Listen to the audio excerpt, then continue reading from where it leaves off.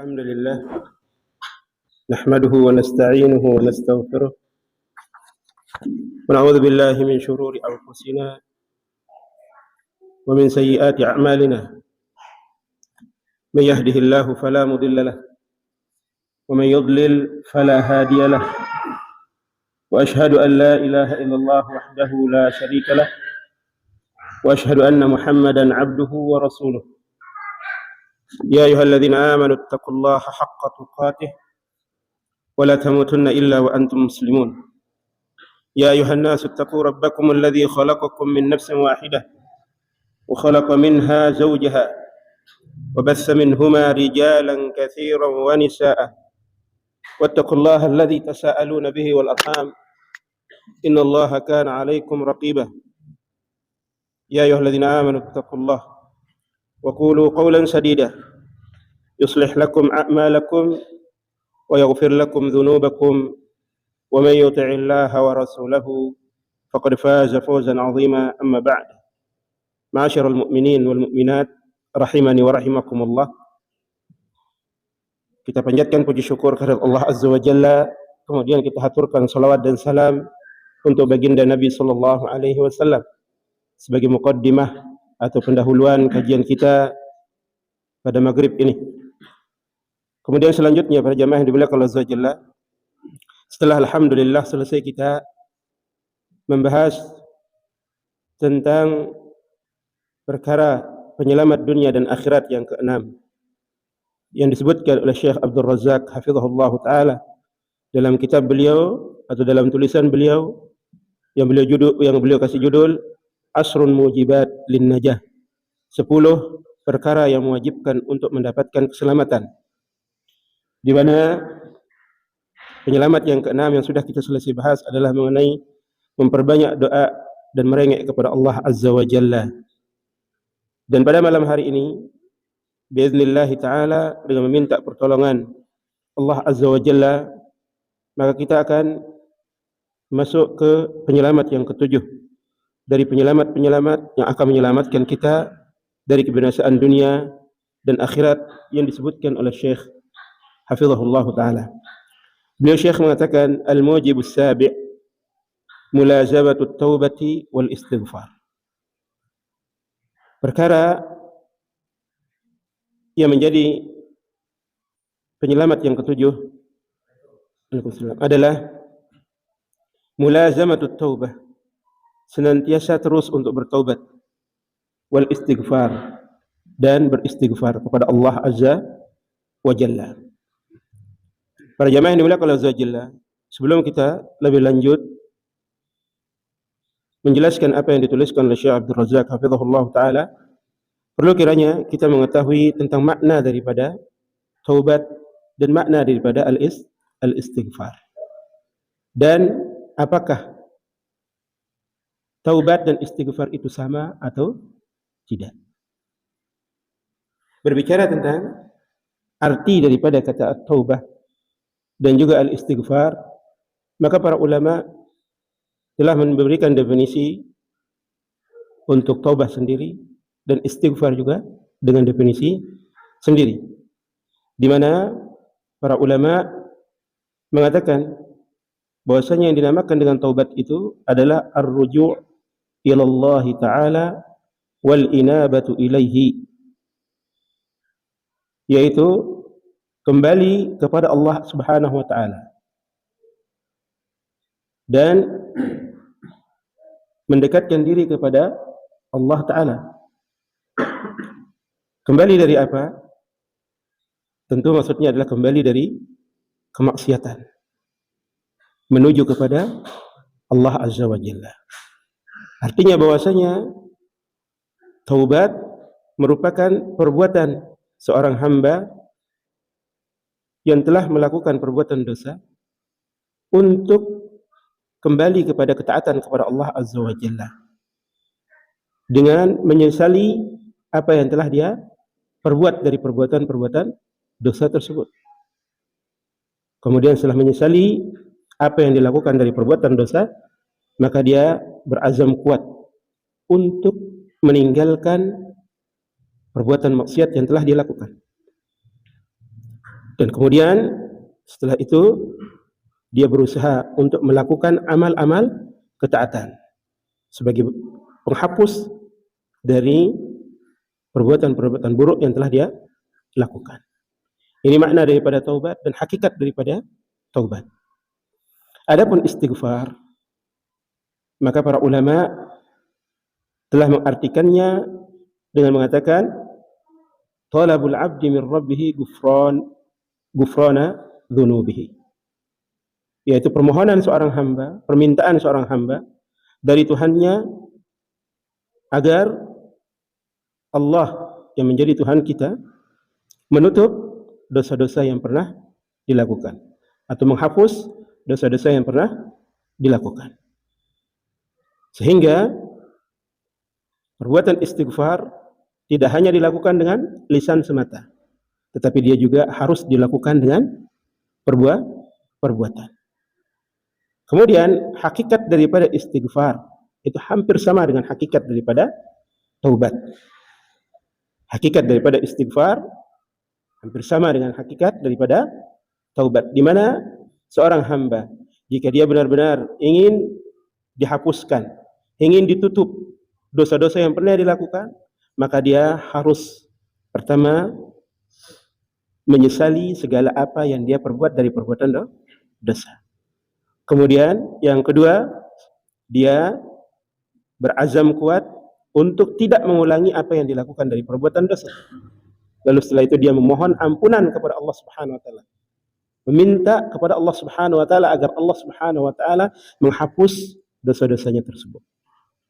Dan yang keempat, dia harus menunjukkan bentuk penyesalan dan azamnya yang kuat tersebut dengan melakukan amal-amal soleh atau amal-amal ketaatan. Di dalam hadis Nabi sallallahu alaihi wasallam ketika mewasiati Muadz bin Jabal radhiyallahu taala anhu dan Abi Dzar Al-Ghifari radhiyallahu taala anhu, beliau sallallahu alaihi wasallam bersabda kepada beliau berdua, ittaqillaha haitsu ma kunta wa atbi'is sayyi'atal hasanata tamhuha wa khaliqin nasa bi khuluqin hasan. Nabi sallallahu alaihi wasallam bersabda, ittaqillaha, bertakwalah kamu kepada Allah, haitsu ma kunta, di mana saja kamu berada, wa atbi'is sayyi'atal hasanata tamhuha, kemudian iringilah perbuatan-perbuatan buruk itu dengan melakukan perbuatan-perbuatan baik, yang perbuatan-perbuatan ketaatan, yang perbuatan-perbuatan kebajikan. Niscaya perbuatan kebajikan itu akan menghapuskan keburukan-keburukan yang pernah dilakukan. Nah, ini yang menjadi syahid kita bahwasanya ketika kita ingin amal keburukan kita dihapuskan oleh Allah Subhanahu wa taala, ditutup oleh Allah Subhanahu wa taala, maka kita harus melakukan perbuatan amal saleh. Kita harus mengerjakan amal-amal ketaatan. Dan oleh karenanya Nabi sallallahu alaihi wasallam ketika seorang hamba melakukan amal-amal keburukan, maka beliau sallallahu alaihi wasallam akan menyuruh umat beliau untuk melakukan ketaatan yang sejenis dengan perbuatan dosa yang dilakukan. Kalau dia melakukan kesyirikan, maka amal perbuatan yang dilakukan adalah perbuatan tauhid. Kalau dia melakukan perbuatan dosa berupa mengeluarkan harta benda untuk bermaksiat, maka dia harus mengeluarkan harta benda untuk ketaatan berupa melakukan sedekah.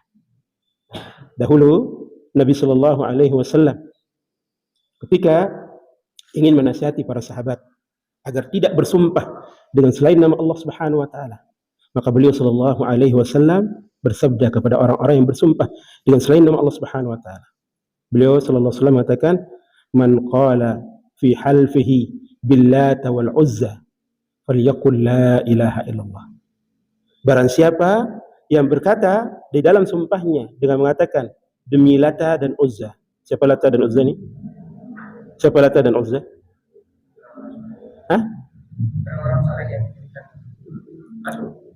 Patung yang disembah oleh orang-orang jahiliyah terdahulu, Lat dan Uzza.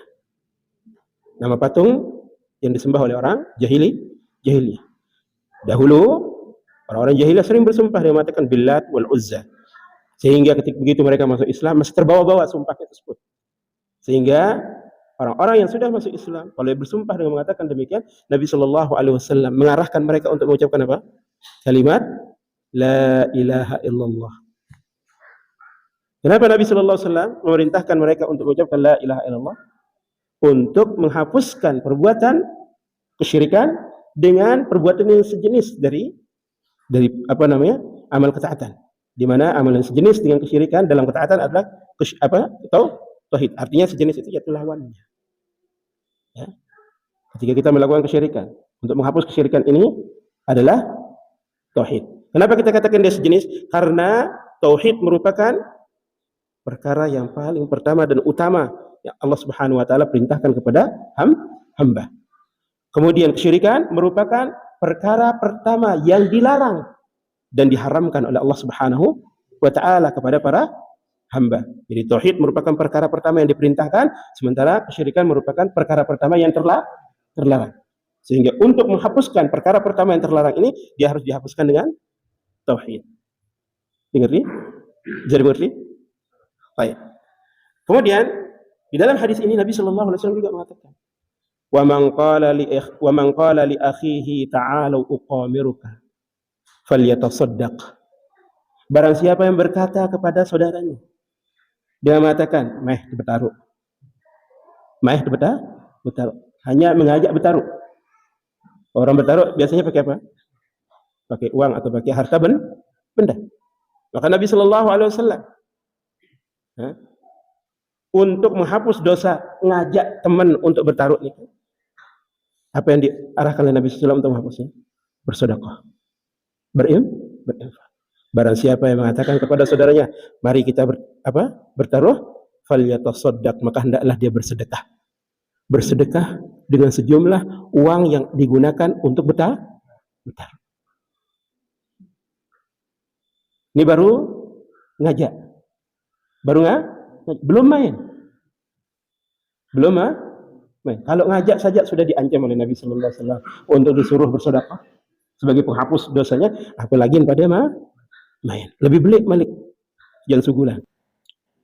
Jadi Nabi Sallallahu Alaihi Wasallam menyuruh kita untuk menghapus dosa-dosa yang kita lakukan dengan amal yang sejenis dengan amal dosa yang kita lakukan. Jadi kalau amal dosa yang kita lakukan merupakan kesyirikan, penghapusnya adalah tauhid. Kalau yang kita lakukan itu adalah berupa pengeluaran harta benda, maka kita pun harus menghapusnya dengan mengeluarkan harta benda. Itu diarahkan oleh Nabi Shallallahu Alaihi Wasallam. Ini kalau kita betul-betul ingin apa? Ingin bertobat, ingin beristighfar, ingin dosa-dosa kita dihapuskan oleh Allah Subhanahu wa taala. Baik. Berkaitan dengan taubat dan istighfar, apakah dia satu makna atau berbeda maknanya?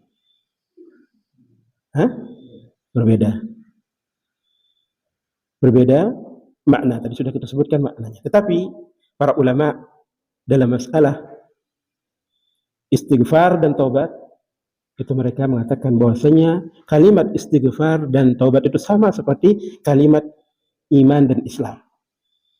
Sama dengan seperti kalimat iman dan Islam, kemudian sama seperti kalimat takwa, albir dan takwa, kebajikan dan takwa. Apa tempat samanya? Tempat samanya kalau istighfar dan taubat disebutkan secara bersamaan dalam satu kalimat seperti di sini, mulazamatut taubati wal istighfar, melazimi taubat dan istighfar. Kalau disebutkan kata istighfar dan taubat dalam satu kalimat, maka masing-masing dari kalimat ini memiliki arti berbeda. Namun kalau dia disebutkan sendiri-sendiri, taubat saja disebutkan dengan sendirinya, atau istighfar saja disebut dengan sendirinya, maka satu sama lain saling memasuki, sama artinya. Jadi kalau dia terpisah, memiliki arti yang sama. Kalau dia bersatu, memiliki arti yang berbeda. Seperti tadi kita artikan taubat dengan kembali kepada Allah Azza wa Jalla dari kemaksiatan yang kita lakukan menuju Allah Subhanahu wa taala. menuju melaksanakan ketaatan kepada Allah Subhanahu wa taala. Sementara istighfar kita artikan dengan apa? Meminta kepada Allah agar Allah Subhanahu wa taala menutup dosa-dosa kita atau menghapus dosa-dosa kemaksiatan yang kita lakukan.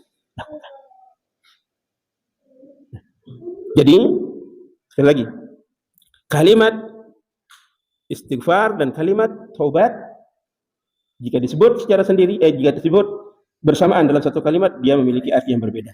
Tetapi kalau disebut sendiri-sendiri, satu sama lain saling memasuki. Sama seperti Islam. Islam dan iman. Kalau Islam saja disebut sendiri, maka iman masuk di dalamnya. Begitu juga kalau iman disebut sendiri, pasti akan dia akan berarti Islam.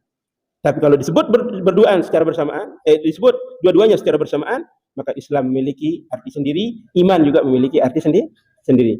Di mana kalau disebut secara bersamaan, Islam itu diartikan dengan amal-amal zahir, dengan amal-amalnya nyata. Seperti contohnya apa? Salat, puasa, zakat, haji, syahadatain.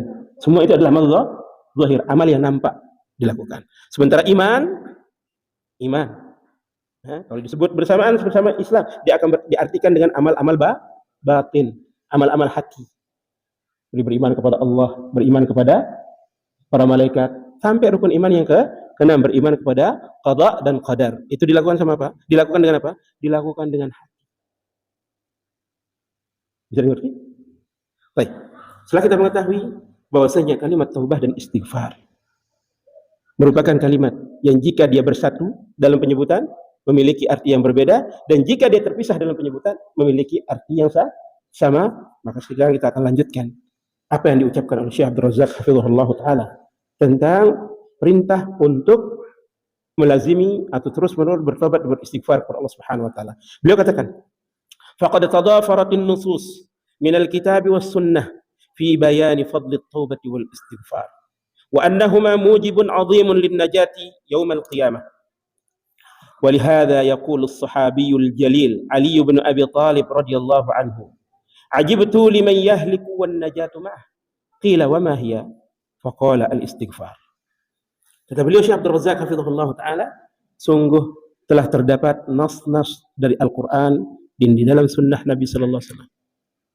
Sungguh telah terdapat nas Al-Qur'an dan nas hadis-hadis Nabi sallallahu alaihi wasallam fi bayani fadlit taubati wal istighfar, tentang penjelasan mengenai keutamaan bertaubat dan beristighfar, baik itu keutamaan duniawi ataupun keutamaan ukhrawi, disebutkan di dalam Al-Quran, disebutkan dalam hadis oleh Nabi sallallahu alaihi wasallam. Di mana kata beliau Syekh Abdul Razak hafizahullah taala, wa annahuma mujibun 'azimun lin-najah yaumil qiyamah, dan bahwasanya taubat dan istighfar itu merupakan perkara yang mewajibkan, perkara yang agung yang mewajibkan kita untuk mendapatkan keselamatan. Kapan? Yaumul qiyamah, pada hari kiamat. Ada yang kita bertaubat dan beristighfar kepada Allah Subhanahu wa taala dengan taubat dan istighfar yang hakiki, dengan taubat dan istighfar yang sesungguhnya, insya Allah Subhanahu wa taala pasti akan mengampuni kita. Dan kalau Allah Subhanahu wa taala mengampuni kita, niscaya kita akan selamat di akhirat. Makanya di dalam surat Nuh, di dalam surat Nuh ayat 21 sampai ayat berikutnya, Allah Subhanahu wa taala berfirman menceritakan tentang perkataan Nabi Nuh alaihissalam kepada kaumnya yang memerintahkan mereka untuk beristighfar agar mereka mendapatkan keselamatan dunia dan akhirat.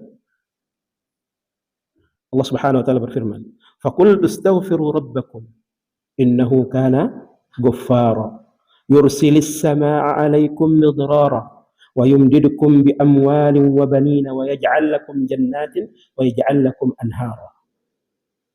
Faqul astaghfiru rabbakum, maka aku, kata Nabi Nuh alaihi salam, berkata kepada mereka. Siapa mereka?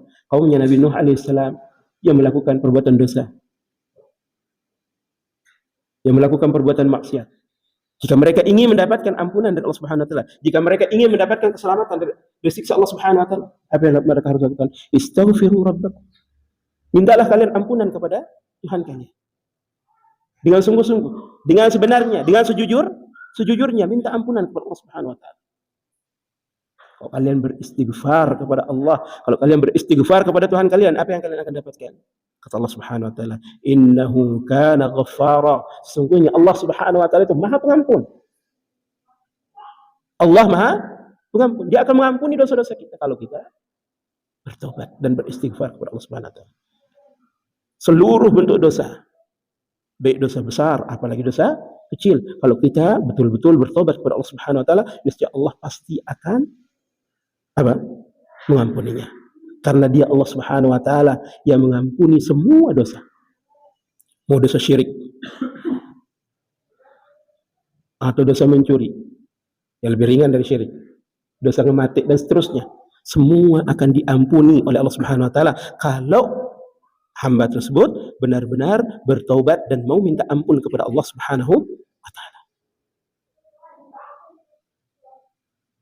Hanya orang-orang yang melakukan kesyirikan dan dia tidak sempat bertaubat kepada Allah Subhanahu wa taala, kemudian dia mati, itu yang tidak akan diampuni oleh Allah Subhanahu wa taala.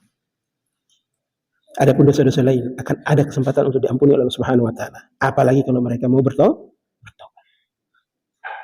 Jadi kita perbanyak taubat, kita perbanyak istighfar kepada Allah Subhanahu wa taala, agar Allah Subhanahu wa taala menyelamatkan kita dunia dan akhirat. Innahu kana ghaffara, sesungguhnya dia Allah Maha Pengampun. Kemudian keselamatan dunia kita akan dapatkan dengan dibukakan keberkahan langit dan keberkahan bumi. Allah Subhanahu wa taala katakan, yursilis samaa'a 'alaikum midrara. Kalau kalian terus beristighfar, kalau kalian terus minta ampun kepada Allah Subhanahu wa taala, niscaya Allah Subhanahu wa taala akan mengirimkan hujan yang lebat kepada diri kalian. Yang kita ketahui hujan merupakan air yang sangat berkah. Air yang sangat berkah yang dengannya Allah Subhanahu wa taala akan menumbuhkan tumbuh-tumbuhan. Allah Subhanahu wa taala akan menumbuhkan pohon kopi yang kita tanam. Pohon durian yang berbuah. Kemudian dengan air hujan Allah Subhanahu wa taala akan menghidupkan coklat-coklat dan seterusnya. Semua diberikan oleh Allah Subhanahu wa taala sebagai bentuk kasih sayang Allah Subhanahu wa taala, bukan sebagai bentuk apa? Sebagai bentuk Allah Subhanahu wa taala memberikan kebutuhannya kepada para hamba. Nah, tanpa kita beristighfar saja, kadang-kadang Allah Subhanahu wa taala, bukan kadang-kadang, terus Allah Subhanahu wa taala berikan kita apa yang kita butuhkan, diberikan sama Allah Subhanahu wa taala. Kalau tanpa istighfar, tanpa bertobat saja kita diberikan oleh Allah Subhanahu wa taala, maka dengan kita beristighfar dan kita bertobat, maka itu jauh lebih Allah Subhanahu wa taala akan memberikan kita lagi, dan itu lebih berkah daripada kita diberikan sesuatu tanpa kita beristighfar. Lebih berkah kita akan dapatkan. Hujan yang akan diberikan kalau kita selalu beristighfar, selalu bertobat kepada Allah Subhanahu wa taala, dia akan menjadi hujan yang berkah yang tidak akan mendatangkan kemudaratan. Yursilis samaa'a 'alaikum midrara wa yumdidukum bi amwalin wa banin. Dan juga kalau kalian banyak beristighfar, meminta ampun kepada Allah Subhanahu wa taala, niscaya Allah Subhanahu wa taala akan memperbanyak harta benda kalian. Dan juga Allah Subhanahu wa taala akan memperbanyak keturunan kalian. Jadi dengan istighfar, dengan taubat, Allah Subhanahu wa taala akan membuat hambanya menjadi hamba yang subur. Hamba yang subur. Nah, orang yang sudah lama menikah, orang yang sudah lama menikah dan belum dikasih keturunan Allah Subhanahu wa taala, perbanyak istighfar, perbanyak taubat kepada Allah Subhanahu wa taala. Kalau kita sering bertobat, sering beristighfar, tapi tetap belum kita diberikan Allah Subhanahu wa taala, terus beristighfar dan jangan pernah mengeluh. Ustaz, selai merari tetap beristighfar. 1 tahun 10 tahun merari lemani beriana. Setahun beristighfar, setahun bertobat, lakukan dengan Allah Subhanahu wa taala. Ingat, baru setahun. Itu pada beristighfar, pada bertobat. Coba dosa sampai pira tahun. Pira umur. Pira umur lah, umur 40 misal.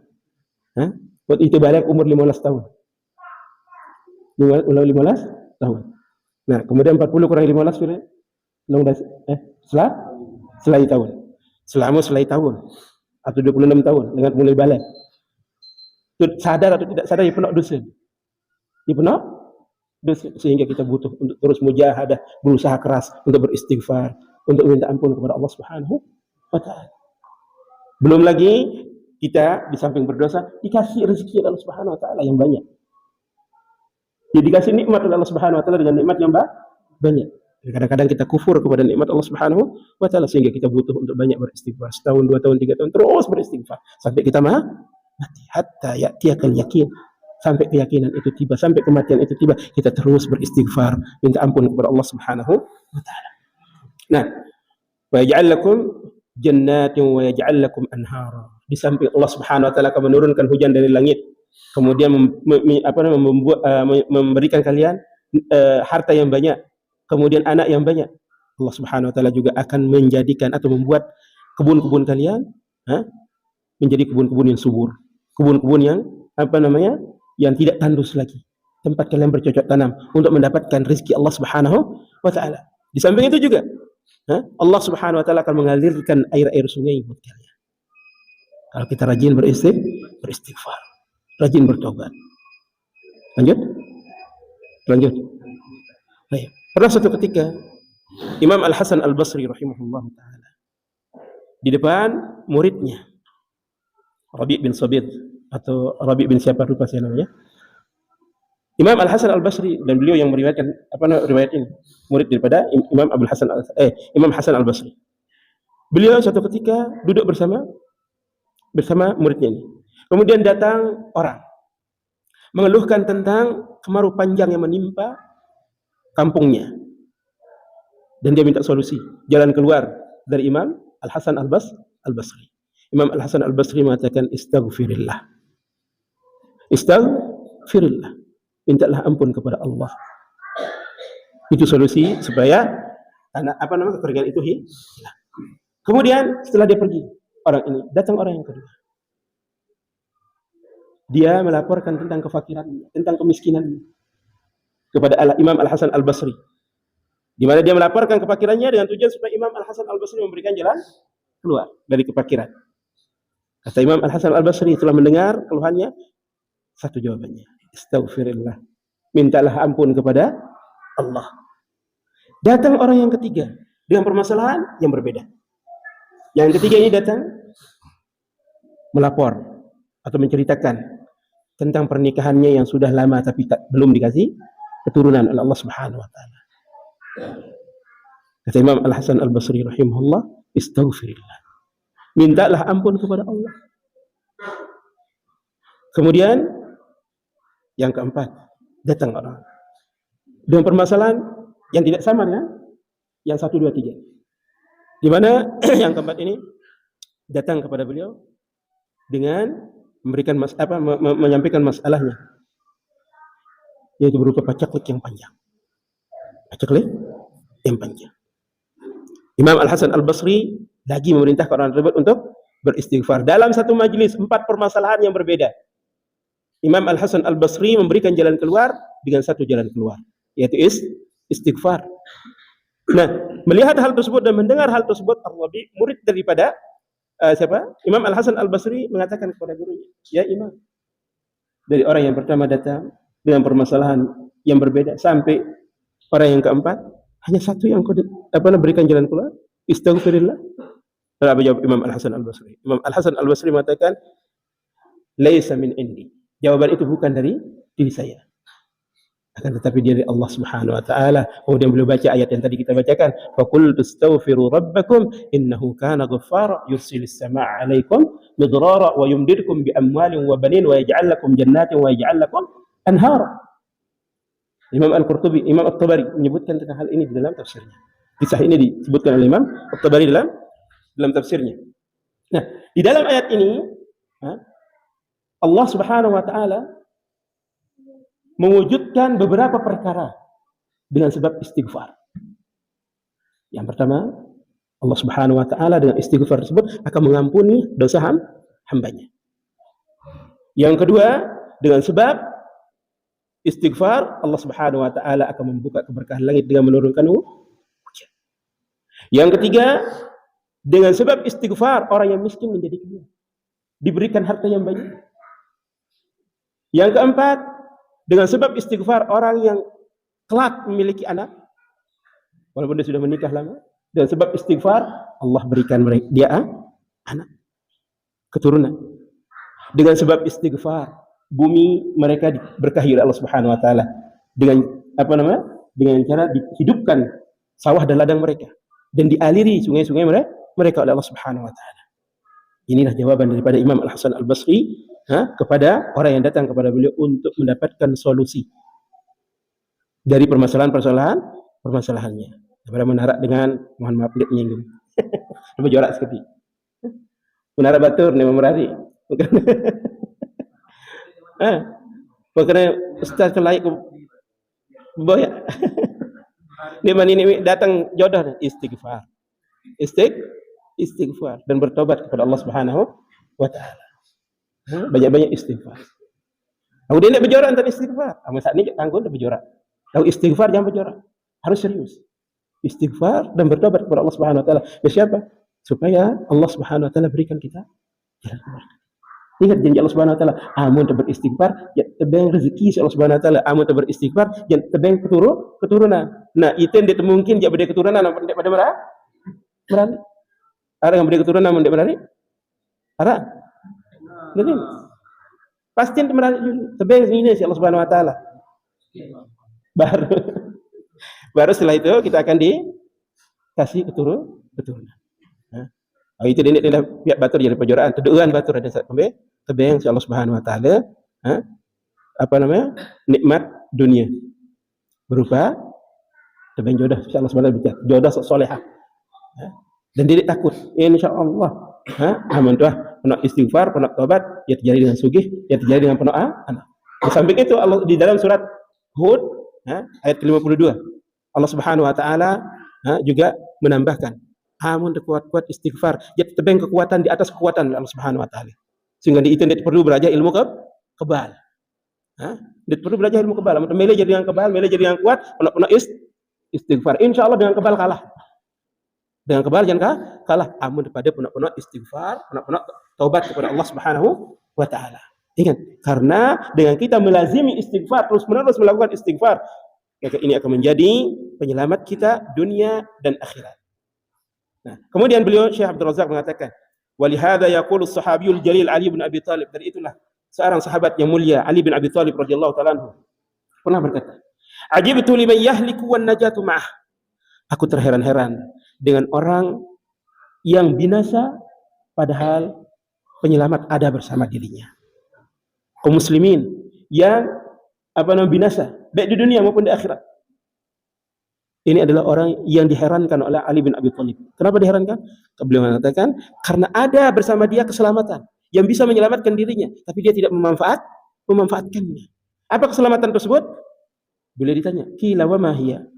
Wahai Ali, apa penyelamat tersebut? Faqala al-istighfar. Beliau mengatakan penyelamat tersebut adalah istighfar.